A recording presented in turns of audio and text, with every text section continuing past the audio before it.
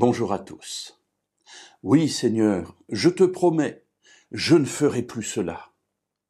Oui, Seigneur, j'ai compris, j'ai vu, j'ai appris de mes erreurs, et maintenant je ne tomberai plus dans ce piège. Ah, mes amis, combien de fois l'avons-nous dit, combien de fois l'avons-nous pensé, combien de fois l'avons-nous même proposé comme méthode aux personnes qui sont venues vers nous en déplorant la même chose. Mais voilà, reprends-toi, tiens bon, tu verras, tu y arriveras. Et pourtant, mes amis, nous retombons. Et on pourrait dire que l'être humain est une sorte d'inconstance perpétuelle dans ses luttes, dans ses tentatives de changement. Et oui, c'est un peu, j'allais dire, la nature humaine.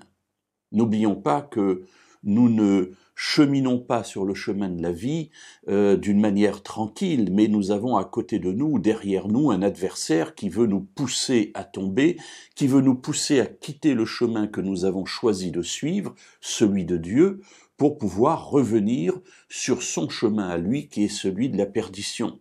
Donc il ne lâche pas prise, ou plus exactement, il lâche prise pendant un temps, quand il voit que nous sommes en communion avec Dieu, que nous sommes vraiment forts et bien posés sur nos pieds, et puis à la moindre occasion, hop, il revient à l'attaque et nous tombons. Alors y a-t-il une solution à cette vie de haut et de bas? Est-ce que nous sommes condamnés à vivre ainsi jusqu'à la fin de nos jours? Alors mes amis, la Bible est merveilleuse parce que d'une part, elle nous dit que ce combat pour nous est impossible. Alors vous me direz, bon, tu commences mal ta méditation parce que s'il est impossible pour nous, il vaut mieux refermer tout de suite ce que nous faisons et puis prendre une autre voie. Pourtant, c'est ce que Jésus dit. À l'homme, cela est impossible. Mais à Dieu, tout est possible. Ce qui veut dire que le combat que nous avons à mener pour arrêter de vivre cette vie de haut et de bas, c'est une vie de communion avec notre Dieu qui, lui, est capable d'accomplir cette œuvre en nous.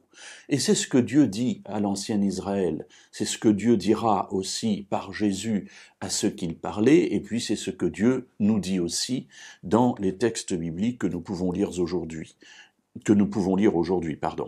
Dans le livre d'Osée, au chapitre 14 et au verset 5, « Je guérirai leur inconstance, j'aurai pour eux un amour généreux, car ma colère s'est détournée d'eux. » Alors voilà quelque chose d'intéressant, je trouve, c'est que Dieu dit que c'est lui qui guérira l'inconstance d'Israël, c'est-à-dire que c'est Dieu qui guérira mon inconstance, mon incapacité à être fidèle, bien campé sur mes pieds pour avancer sur le chemin du salut.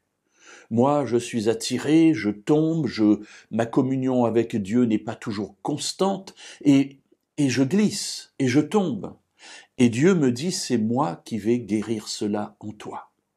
C'est-à-dire que la présence de Dieu en moi va me rendre capable peu à peu, au fur et à mesure que je lui laisserai la porte ouverte pour entrer dans ma vie, eh bien, lui pourra changer mon cœur.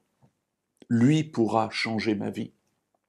Lui pourra changer mes mauvaises habitudes et me rendre droit, me rendre un disciple fidèle.